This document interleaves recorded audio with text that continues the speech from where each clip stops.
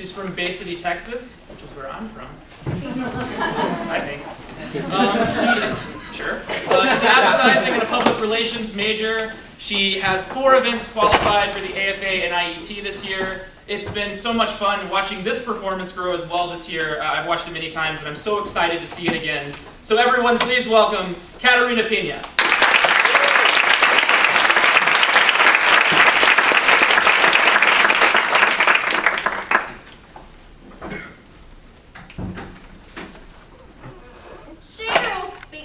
Lived on the other side of the woods.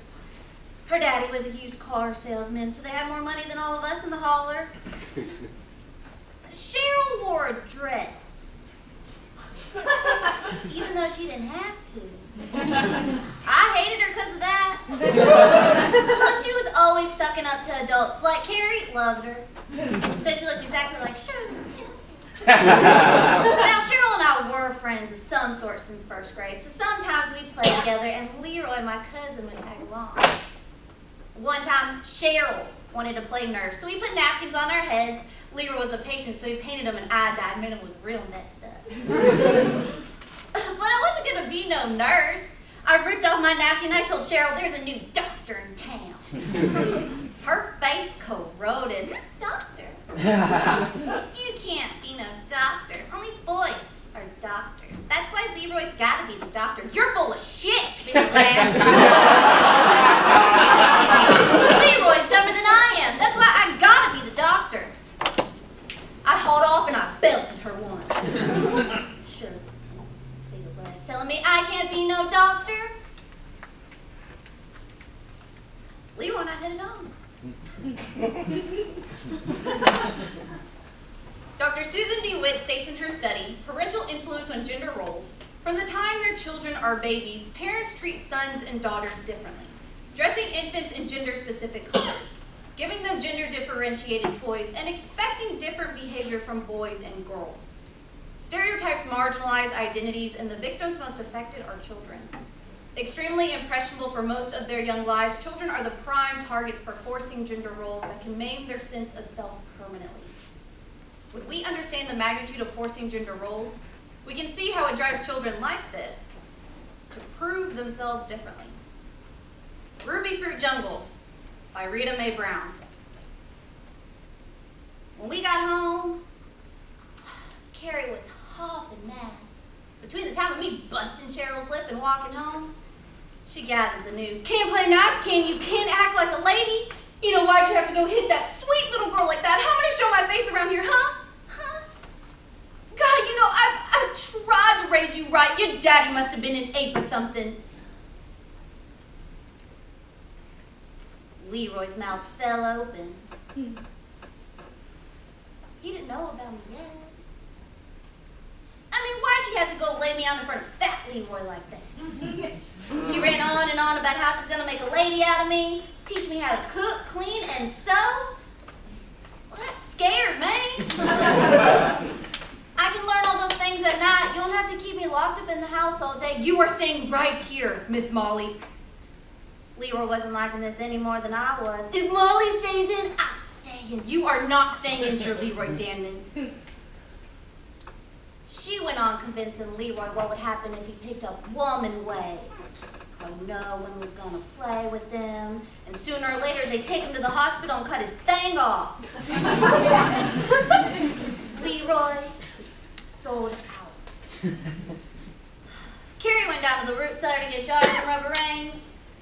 Cannon was gonna be my first lesson.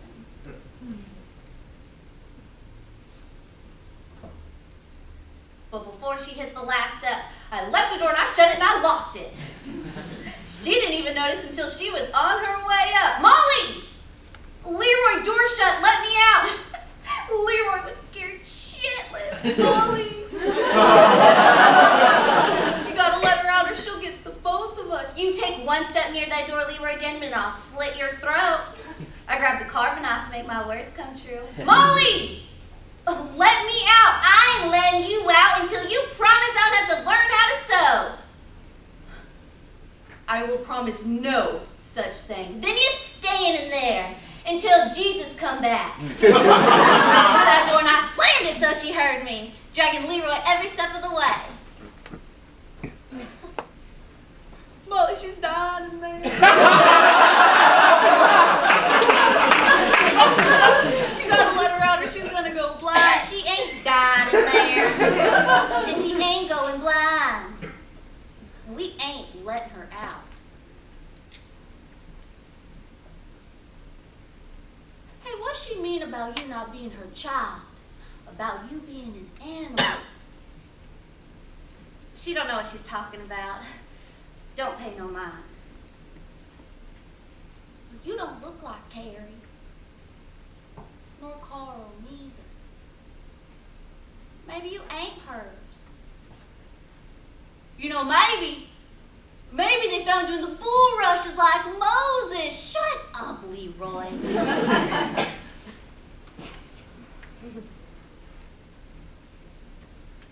He was on the right track. He was bound to find out sooner or later, so I guess I'd have to tell him. What she said is true. I ain't hers. I ain't got no mother and father, and we ain't real cousins. Leroy started buckling under the weight of the news. We ain't cousins. Could we get married? We basically are cousins. We're together all the time. Let's go see if she's ready to make a deal. Mama! Mama, you ready to make that deal? I'm ready. Just let me out. There are bugs down here. I unbolted the door and I opened it. Carrie was sitting on the steps like a little girl.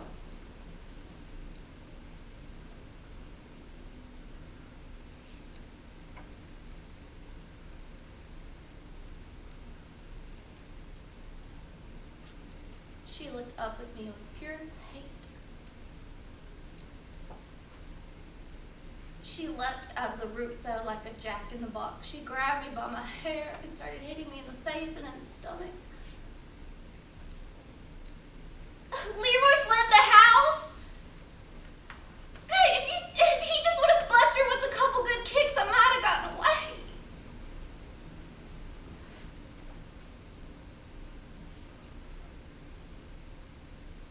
Later that night, Carrie and Carl got in a blowout. Carrie? That girl is high-spirited and smart. She's going to college. I don't give a goddamn how brainy she is. She doesn't act natural, running around with boys at all hours, taking apart cars, and worse. She tells them what to do, and they listen. Carrie? My daughter's going to college. Your daughter? That's a laugh. She's Ruby Gollinger's bastard. That's who she is. Where do you think you come off with this daughter crap? She's much as my real daughter as if I were her real father. If you were her real father, I'd have a sweet little girl like Cheryl Spiegelglass. My mind is made up. Let her run over this whole goddamn country knocking the shit out of Cheryl Spiegelglass. I never liked that kid anyway. My mind is made up. Oh, we'll just see about that.